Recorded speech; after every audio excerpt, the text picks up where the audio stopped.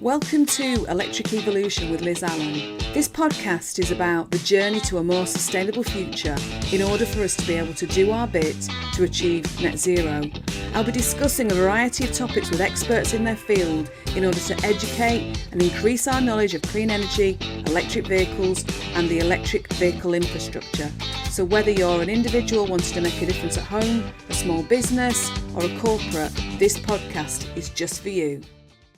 So on today's episode, I've got a new one and it's brilliant. I'm really looking forward to this. I've got Ellis Spiezia, who I met last week. Bizarrely enough, just bumped into you and your mum, didn't I, at Move at the XL, and I was totally gobsmacked. So Ellis, thank you ever so much for joining me. Yeah, thank you. It's nice to bump into you. It was, that conference we were pretty much right off the back of a U.S. blitz of 3 weeks, so probably not my most, well-rested and enthusiastic self, but nonetheless, it was really good to bump into you. So you were out for 3 weeks doing what promotion? Were you doing racing? I haven't explained what you do yet, but we'll talk about that in a second. Yeah, I mean, it was pretty much, first stop was New Jersey, so for Memorial Day weekend. Also, flying into New Jersey in the middle of Memorial Day weekend was its own achievement to even make it from the airport to the house, because that is like utter chaos. Anyone that travels knows that like big holiday, America, and airports just doesn't go well. So landed there for Memorial Day. There's a workout that we do at my old gym called Murph. It's to honor a Navy SEAL. And got absolutely demolished. I had no prep because I didn't know I was doing it till like the week before. So it was like, get my butt kicked. And then pretty much did that workout on Memorial Day. And the next day, 3 a.m., hop out into an Uber, run to the airport to go visit the girlfriend in Chicago. And that was a nice chill week. Got to, eat some bad American food and relax for a bit. But then after that, it was straight to Las Vegas for a content shoot with Thrill One and Nitro Cross, who I'm driving for this year. And so that was awesome, like 4 days. It went from like, we're going to go indoor karting. We have some like social media announcements to do. And then all it's like, oh, by the way, we're going to stick you in a Ferrari. We want to see how you do. And so it was like, let's do it. I'm all for it. And then after that, it was right to Cali. To just actually, chill and be a little bit normal, and had a conference there as well. But met in London after a long couple weeks on the road. And you did look all right. And actually, do you know what? Let's just backtrack a second. So for those of you listening and watching, Ellis is a racing driver. He's not just a racing driver, he's an EV racing driver. You do other things as well, don't you? But the EV racing driver is just brilliant. And actually, so Michelle, who works with me, Michelle Liddell, she's been watching you, and actually she was going, you need to get this guy on. And I started looking at your Instagram feed, which you've just told me you've had since you were 8 years old, which was amazing. And actually, you are a real trailblazer. He's 18-year-old, by the way, everyone. 18-year-old is the same age as my son, which is, you have just done amazing stuff. So let's start by a little bit of your background, Ellis. So when did you get into this? Did you just kind of like get into a little go-kart when you were a kid and go, I love this? What was it? Yeah, I mean, the first time I drove a go-kart when I was probably like maybe 4 or 5, I was super young, and went for one day. I mean, I was, the kid that was driving around on, one of those like little Power Wheels, right? As a little kid just cruising. But then they were like, my parents were like, oh yeah, it's like, what's it like to get into this? And they started listing the trailer and the cart and the mechanic and the tent and the tools and the engine and the fuel. And then my parents were like, all right, well, that's not happening. And so it's sort of, the race car driver career path was put in a box and put aside for temporarily the next pretty much 10 years of my life. And then all of a sudden found myself in an indoor kart track going around, and general manager there was like, talking to my dad, like, hey, he's pretty good. Like, where did he learn to drive like that? My dad's like, I don't know. He plays racing games on his Xbox. That's about it. And they put me on the adult speed, and all of a sudden I was breaking track records, and little 12, 13-year-old me was flying around the track. But yeah, the first sort of exposure to competitive racing that I got was at an indoor kart center in the mall, and they had a summer league, and I went and sort of squeaked my way into like the state finals. I got the fastest lap in the final race, and that gave me one extra point to get third in the championship, and that basically put me in the finals for New Jersey. They had a one-on-one knockout style with the top 16 drivers, and I was ranked 16th out of 16. Yeah. And then night went on, and my grandfather was with us. It was me, my mom, my dad, and him, and he was the only one the whole night. He's like, he's going to win. He's got this. And my parents were like, slow down. We're barely made it in here to begin with. I don't know what we're going to be able to do here. And it just kept going and going, and I kept winning races, and then we got to the finale, and I mean, I think I set and broke the track record 3 times in the final race and just absolutely sweeped it. And then that was sort of the first victory and first time I got to, hold a trophy above my head and get on a podium. And you kind of went, what was it, was it a last minute thing that you joined it? Yeah. It was kind of one of those, like, we had done it at a local track, just going to the for fun races, and then we found this, like, an advertisement on Instagram that they had this American indoor karting championship. We're like, all right, we could give it a try. They had one night where it's like a meet and greet thing, and it was free races. We checked it out. It's like, all right, let's see how we do. Wow, and you won, and from being 16th position, and you won. I was pretty much 16th seed. I was like, bottom of the barrel in terms of like, they had guys that would do all 4, fall, winter, summer, and spring, and they'd win every championship, and we just little kid from Hoboken decided to show up and show them how it's done. Oh, wow, that's amazing. So what ages were on the track then? So you were 12, 13. What ages were the others? It was pretty much, I was the youngest, so pretty much just done by height of if you can drive the adult kart. So, 13, 14-year-old me was in there going. There were guys that were 20, 25, so it's, it definitely was interesting. Honestly, looking back, I had a really good advantage because I was so light. So I was just, little flyweight out there. I was just going. So it was, set the trend of usually being the youngest driver on every grid that I'm going to. And it definitely looks like it. So you've got a nickname of the Renegade, and you were explaining to me kind of that all racing drivers have nicknames. So, and I can get why you're called the Renegade, but give me your own spin on it then.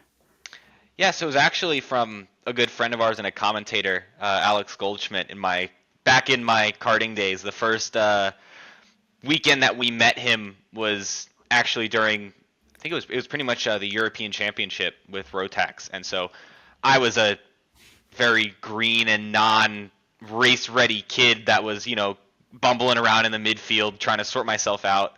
But he sort of just tried it and it stuck. And then now that we're sort of stepping into, the next chapter of my career, it's evolved from the electric Renegade to just the Renegade because, we're seeing sustainable fuels, hydrogen, everything in between. So we're, constantly changing. But it tried it and it stuck. And now it's sort of a main part of the brand.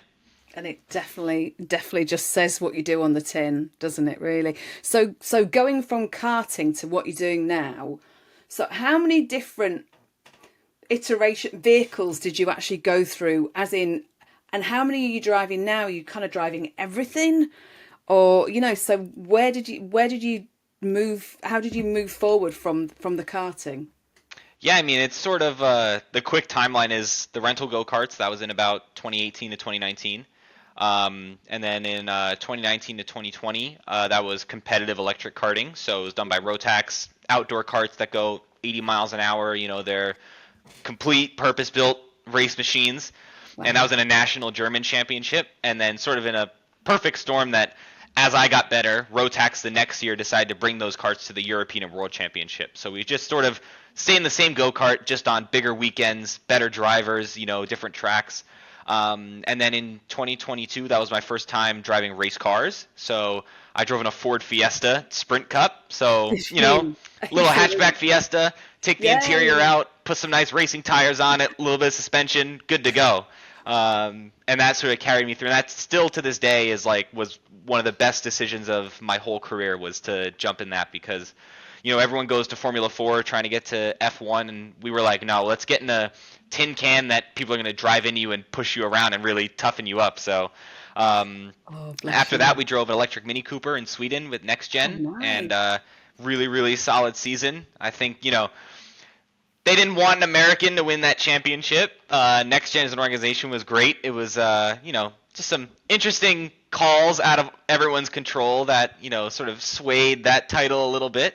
But now in 2023 and 4, we're pretty much was done with that, and then jumped into Nitro Cross. So the end of 2023, was lining up. We were like, okay, what's this rallycross thing with these electric race cars in the States? Like, what's going on here? Did an excellent podcast with their commentator Jared, and then they were like, yeah, come hang out, come to a race. And we showed up and was like, this is perfect. Childhood hero Travis Pastrana is a co-founder of it, and a couple weeks later we get the call there's a seat in Vegas, and that sort of kicked off this year with rallycross and completely different format. Amazing. I'm just going back a second when you said about a Ford Fiesta. So my husband had a Ford Fiesta quite a few years ago, but I had, and I don't even, you're so young, so you wouldn't even, have you heard of a Ford Fiesta XR2? Yep. So I used to have a Ford Fiesta XR2. It went quite fast. It was very good, but not the speeds that you do. So moving from karting to Nitro Cross now, how easy is that kind of transition for you? How easy is it been? Because I know you're young enough to actually be able to do that quite quickly, aren't you? It's on paper, it's a nuts transition. Like when you look at, I had about 2 years of touring car racing, which coming from the karting is very textbook. Like, the fundamentals are the same, right? You're on tarmac, you're on a built circuit, like it's like F1, it's road racing. Then that switch is already a little bit tough. With the car, you have a little more going on. So a go-kart has no suspension, no seat belt, no gears. And in race cars, you have just it's a little more complex when you look at the machine, right? There's a lot more going on. They're bigger, they're heavier, faster too. So that's always a good bonus. But jumping into rallycross, it's like a whole new world. It's Nitro Cross builds a lot of their circuits, so a lot of their tracks this year are not permanent. We had that one in Vegas was behind Planet Hollywood on the Strip. So oh my God. no one. Then it's like no one knows the track, right? And that weekend, my first time racing rallycross, we had 10 minutes of practice. And so that's like, just figure it out, put the foot to the floor and go for it. But, we're going sideways. It's not only tarmac, it's also dirt. So it's mixed surface. And then we're also, flying through the air. We're hitting jumps, every lap. So it's a little more on the extreme side. And it's definitely more of a spectacle, I'd say. I can imagine, but more of a thrill. Oh yeah, absolutely. So hang on. So what car are you using then for Nitro Cross? Yeah, so I drove in their next class, which is sort of like their junior category. Similar body style to a Ford Fiesta. It's sort of just instead of like a normal car, pretty much it's like a plastic body plopped on top of this little tube frame. So they're super light, they're super quick. But now this year we're sort of still in talks of where we're going to go. We got a lot under wraps that's like in the final stages that we can't wait to announce. That's super exciting. But I got to drive that sort of more textbook rally car, and then I also got to do a demo run in it's called the Sierra, and it's pretty much this little electric buggy that is super quick, super nimble, ton of fun to drive. But rallycross is a unique form of racing. If none of you guys have watched before, I highly recommend it. I'm gonna have to watch it. I'm gonna have to. So So I'm going to ask you a question here. Who is your, and you said earlier about your hero, kind of somebody who you hold in high esteem. Who is your racing driver hero? Yeah, it's anyone that follows me knows it's Ayrton Senna by far. So pretty much was the king of Brazil at that point in his time when he was in his prime in the 80s and 90s. He was, you know, insane following, had an insane effect on his country off track, and did a similar jump of coming from somewhere different, jumping into Europe to race against the best at the start of his career and just going sort of all in. And he was just an absolute beast out there. But when it comes to overall growing up watching, Senna, someone I sort of discovered in the past 4 or 5 years, studying different drivers. Travis Pastrana was someone I watched growing up religiously, pretty much, with Nitro Circus and all that crazy stuff. So to get to race in his championship 5 years after starting my racing career is pretty nuts, and I think it's going to be a really special year this year. But Pastrana I did get to meet in Vegas, which was insane. Especially I didn't get to meet him when I went to go watch their first race in California. I was a little bummed. I was like, oh yeah, it would have been nice, but it was definitely nice to and a surreal feeling as someone who watched him as a kid, and when I was 6, 7, 8 years old on my iPad in the back of a car, watching him ride dirt bikes, to now, I'm doing the same thing you're doing out here. And, we're shaking hands behind, the gate where all the spectators are like screaming at the fence trying to get a photo. Like, it was pretty nuts. So I'm excited to get to see him around more this year. And when he decides to step down from his Group E drive, which is their top level, I think we got some talks to have. That sounds like a brilliant conversation to have. So I wanted to just ask you. Obviously, it costs a lot of money to actually be involved in the racing circuit. Was your family kind of okay for money? I'm sorry, that's kind of like, it sounds like a rude question, and I'm not trying to be rude, but has it all been sponsorship that you've had to get? Did you have cash? Was it something that they kind of, how your family helped you with? How have you moved forward with all of this? Yeah, I mean, it's sort of, you got to get scrappy, right? Like, it's no one, we always say, like, racing's not cheap. Everyone in that paddock, has some form of funding, whether that's from themselves. Europeans don't like Americans that much, so finding sponsorship was almost non-existent. We have some really awesome partners that sort of saw past the stars and stripes on the flag and jumped in with us. So there's been some amazing sponsors with us that helped us along the way, but a lot of it has been sort of, this is how much money we have. No one's really gonna sponsor us in a way that's going to sort of pay for a whole seat. No one's going to do that thing. And no government grants for sustainability. We tried, and then it was like, all right, this is how much we got, we're going to make it work. And sometimes that means showing up to your first race in Vegas on one of the most unforgiving tracks in the calendar with 10 minutes of practice and having to figure it out. So that's all comes with it. And would it be great to be able to do the, hundreds and hundreds of miles in testing that some of these kids get to do? Yeah. But is their tire budget for testing the same as our entire year? Yeah. So it's give and take. But we've made it work. And I think if there's any skill to have developed that comes out of it, I think being able to adapt very quickly has been a very big benefit. I can imagine. And so your mum, who I met with you last week, is your manager, isn't she? And she just seems such a lovely, lovely person. How's your mum's influence affected you during this period of time of you kind of moving into Nitro Cross now, or from where you were in karting? It's been great. I mean, I sort of, non-racing family means that when I get to the track, it's all me, right? They have the logistics, media, managing skills, and it's been, there's no price you can put on that. And then sort of the flip of that coin as well, that's, I think, a benefit is that when I walk up to that race car, I don't have dad in the ear who's been a racing driver for 40 years, or mom who was a racing driver for 40 years in my ear telling me about, setup and what to do.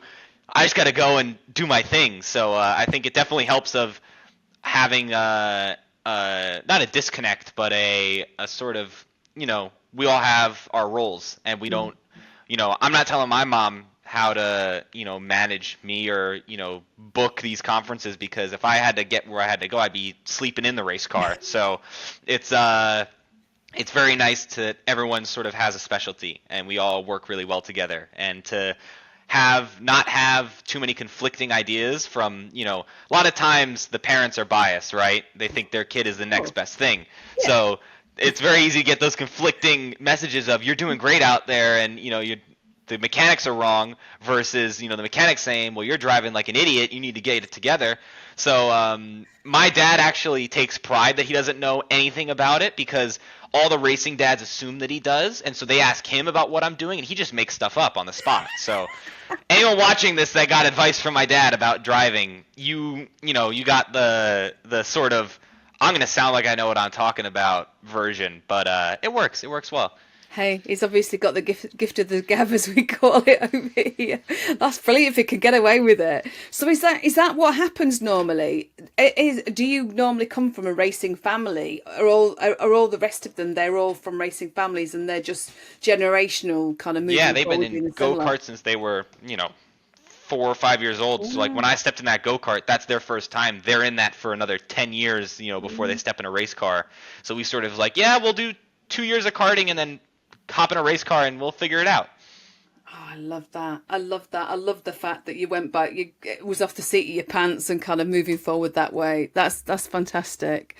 So partnerships, you have got a number of partnerships. Besides the sponsorship, you're kind of working on a variety of different things to kind of, I was going to say, there's a chap who I've interviewed on this podcast, Lindsay Warren, who his recruitment company's Net Zero Evolution, and he's got Net Zero Heroes. You are a Net Zero hero now, aren't you?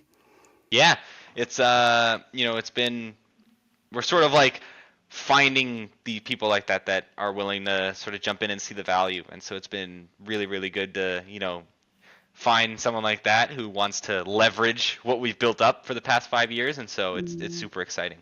I was going to say, and actually, it looks to me like it's kind of, we're only just getting to know each other, but it looks like your family wants to actually educate other people about, kind of, I don't know whether, kind of carbon footprint, maybe electric vehicles. How are you influencing your own age at the moment? Because there must be, you've got a pretty decent following, haven't you?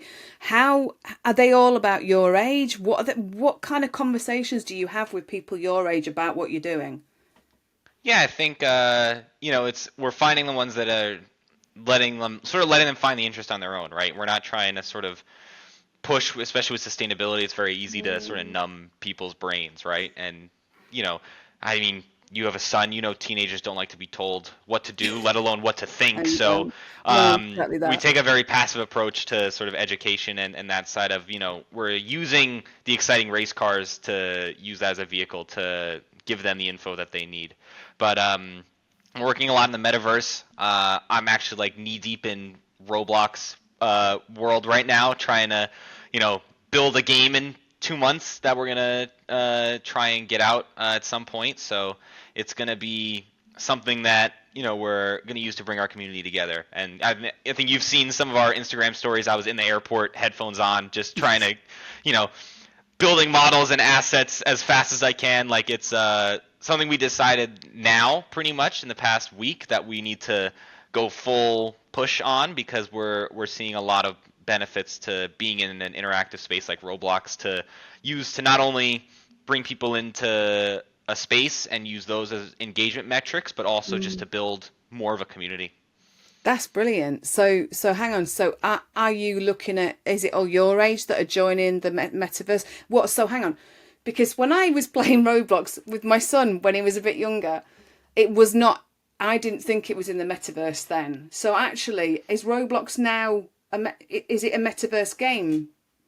Yeah, I mean it's one of those. It's a digital space where you can get together with 10, 20, 200 people. And we're age range wise, we're seeing a bit of my age. We're also starting to see a lot more of the younger generation because race cars are cool. Every kid gets to an age, no matter who you are, where you look at a car, it's like, yeah, that's pretty cool. But yeah, it's been great. I think we're gonna really try and push to make as wide of a impact as possible when it comes to who we appeal to. So that's its own challenge. But with the content and everything, we're trying to make it as big of a range as we can. But you're involved in actually building, not just playing. You're actually I have about 50 Chrome tabs and like 3 of the Roblox like studio program like open on my computer right now. Like it is I'm going 100% solo, just putting it together myself, and it's going to be pretty cool. Oh, that's amazing, because that will actually, once you get more people in. So I'm assuming it's going to be some kind of racing Roblox game. It's got to be, hasn't it? Oh yeah, I've been making cars in Roblox for 5 years now, so it's sort of putting my skills to the test. I don't know how to code. ChatGPT is like my #1 coder right now, so yeah. I think I'm being more proficient in interrogating ChatGPT on how to fix all the errors that come out when I try and make something than I am at scripting. So using new technology, that's the theme. We're going for it. I am very much a fan of AI and ChatGPT. Yes. So, and yeah, you can put most things into ChatGPT and it'll come out and tell you how to get it right. Won't it? It's amazing. Yeah. It is amazing, and I bet, like you say, it's making a massive difference to you, kind of moving your game forward. That's a brilliant thing. So I noticed on your website as well that there's a travel vlog. So are you kind of going around all the places and doing like video blogging and kind of, it's become more of just like showing the chaos that ensues when we have to get somewhere, because we don't get much time to, hang out. I think it's always definitely like when you look at, Formula One drivers, when they're fancy clothes and going to hang out in the city, right? Lewis Hamilton's the only one that does it right. He was in Japan in a Nissan GTR cruising around at night. So, but yeah, we show up as, close to the race as we can, unpack, do our thing, and then go home. So it's very much a, hotel, racetrack, hotel, racetrack, hotel, racetrack. There's not a lot of exploration that goes along with it. But there's some interesting bits in there. It's a good behind the scenes. So, which is the place? If you could say one place where you'd actually like to race, where would that be? Anywhere in Japan. I think Tokyo, obviously, at Formula E did their thing. There's some amazing tracks there. There's Fuji, there's Suzuka, there's Tsukuba Circuit. There's plenty of mountain roads there for some less than professionally sanctioned racing, at 3 a.m. But no, there's some incredible tracks there. I'd love to drive there at some point. Oh wow! And would you say kind of Las Vegas, was that the best place you've raced so far, even if you did have 10 minutes to prepare? I'd say as a whole weekend, Las Vegas was the best. I think as a track standpoint, it was our first time there, so it was a little rough around the edges. Like, it was a bit narrow. You couldn't really overtake. So I'd say the best track I've ever driven at was Spa, so in Belgium. Formula One goes there. World Endurance Championship goes there. All the, best race series in the world drive there. And it's so old school and so cool. And it was one of my absolute favorites. And I was going to say, because you live in Dusseldorf at the moment, don't you? And you've been there for a few years. So was your actually, and I don't know whether I've kind of asked you this properly, but was your career, did it start when you moved to Dusseldorf, or was it kind of obviously when you were younger? Because how many years did you say you've been there? About 3 years? We've been here about 3 years. Yeah. So obviously your karting started in the States, didn't it?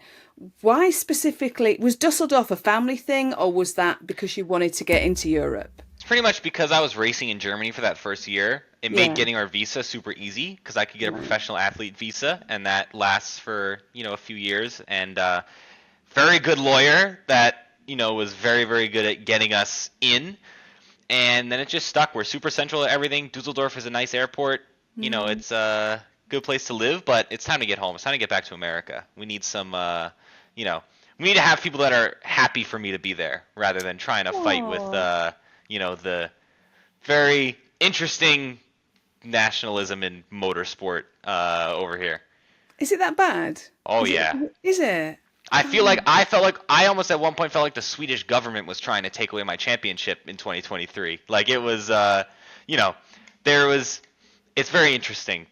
There's some favorites in here when your flag, especially when you have red, white, and blue on there. They are not a fan, especially when you're fast.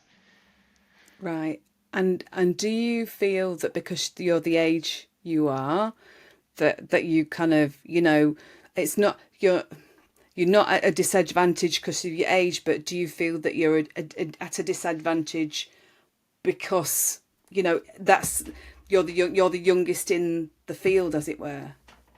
I think The way that they're age treating is you, what I mean age is, is less prevalent in motorsport. It's not like Mm, basketball where the difference between a middle schooler and someone in college is vastly mm, different. With motorsport, we're in a car, so there's obviously a level of maturity that comes along with it. yeah. It was sort of a flip in the Mini Cooper. I was sort of in the middle of ages, but then you could see when you race the younger kids, they just want to go full pedal to the metal, and you're like, all right, slow down. We gotta respect each other here.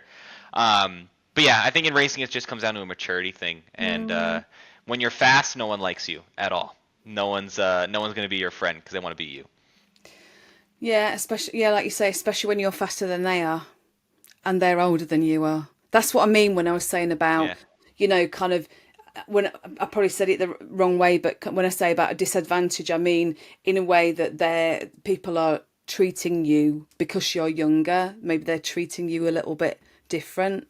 Not much. More about the stars and stripes on the And on the entry. that's a bit naff, isn't it? Really, goodness me. Worked to my advantage because then everyone just wanted to beat me so bad that they drove worse, and so I would just. Then I embraced it. Like one weekend into the Mini Cooper, I'm like, all right, I just need to piss off as many people as I can in practice, and then no, they're all gonna be so mad at me they won't drive well, and it worked every time. Did it really? Yeah, I was like giving people little bumper taps in practice, and once they throw the hand up, I know I got them. They're done for the whole weekend because they're lost. Like, They're after you. yeah, Oh my God. Oh, it just shows. Just shows. yeah. Is there, right? I don't know this answer. Are there any mixed races, or is it all single sex? Yeah. I mean, it doesn't matter. We're in a car, so it's Yeah, I know, but are with there motorsport. men and women that are all Yeah, on we the same track at the same time? yeah, absolutely. We it's been a big talking point in motorsport, and I think there's Mm, definitely a skewed view. It's not a access based on gender. It's an access based on wealth, right? yeah. Doesn't matter if who you are. You could put the car on the wall 10 seconds into the race.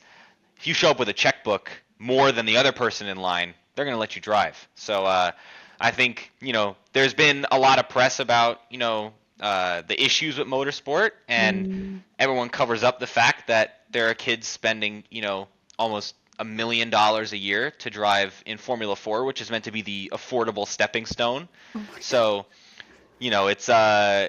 it's one of those that doesn't matter what gender you are. If you show up with a checkbook and Mm, are they'll ready let to you. to pay for that seat, they're gonna put you in it. That's the main thing right now. People are getting jumped in line because there's other people with more money. That's the sad reality of racing at the Mm, moment. oh my goodness. Wow. It just, yeah, that I suppose, like I say, I've knowledge, but what you're talking about, I kind of, I don't know enough, and I didn't realize it was kind of, I suppose I did realize it was financially, it'd take a lot of money, but I didn't realize that kind of checkbook wise, that's kind of what we're looking at. Goodness me. So what do you want to long term? What do you? I know I've asked you a variety of things on this kind of subject, but long term, where do you see yourself?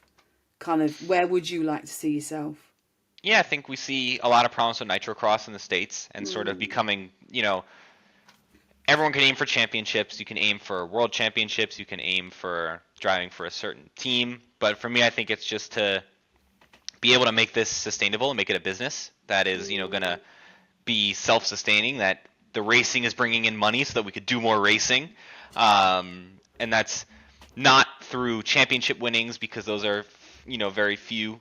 There's not really a prize pool like that. So it's one of those that form businesses and sort of ventures around motorsport and let that pay for you to get out on track. And so that's sort of the goal, is to make this more than just, me going racing, but a business that is going to work and be able to, in the future, give the kids that are where I am, right where I was in 2019 in a rental go-kart, the same sort of, pathway, and show them that, give them a little bit of what I wish I had when I was running around in a shopping center in a go-kart. Amazing. So do you see it kind of as like an academy? So actually you're bringing other new drivers in? Yeah, I think in the, 4 or 5 years down the line, I'd love to, once I sort of, you got to put the proof down. You got to get some solid results. You got to be at a top level. And obviously the funding to do something like that is very, very high. So it's going to take a lot of work, but in the future, I'd love to be able to do something like that. And maybe when I hang up the helmet for my career, that's something that I'll jump into. What is the length of a racing driver's career then? When do you start putting your hat up and going, I'm too old now? I mean, obviously you're not. What age are we talking about? I mean, Hamilton, Alonso, they're all in their 40s. So I got, You've we're got looking ages at. then. Yeah, I think Pastrana is also someone that is, up there, and he was motocross guy. So he's got more plates and screws in his body than anybody. And he still, is out there going. So someone like him especially shows, like, if you got the spirit and you're tough, you got to be real tough, but you can have a pretty long career in motorsport, and there's always room. I know as long as I can get in and out of a car, I'm gonna have some form of track car that I'm gonna go out there and rip, because those are some skills that you can never lose, and to be able to show those new kids how it's done in the next 20 or 30 years. Love it. I love it.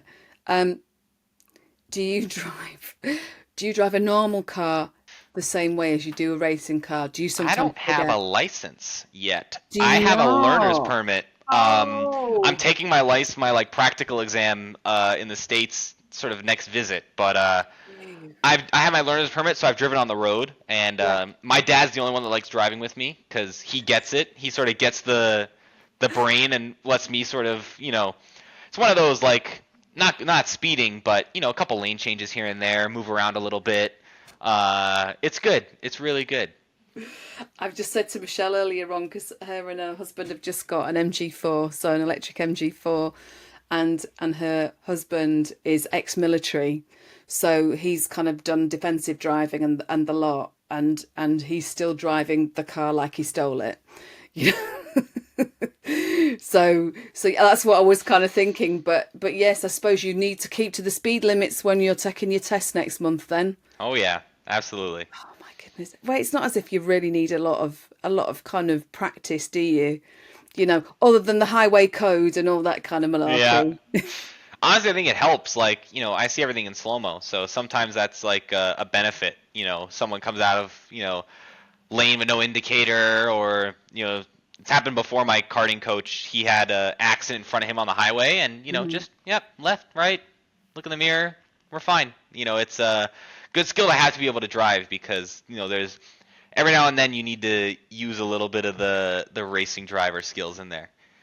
Yeah, and you get that opportunity when you're in electric, because you can kind of beat most people off from the start.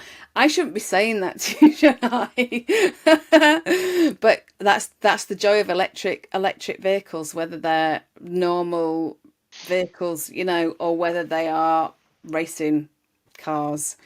Ellis, this has been lovely. I can see, I can see you in future being an educator for people, as well as all the stuff that you're doing, and your mum, because your mum, that's kind of how she works as well, doesn't it? Yeah. And actually, it's been lovely talking to you. Thank you.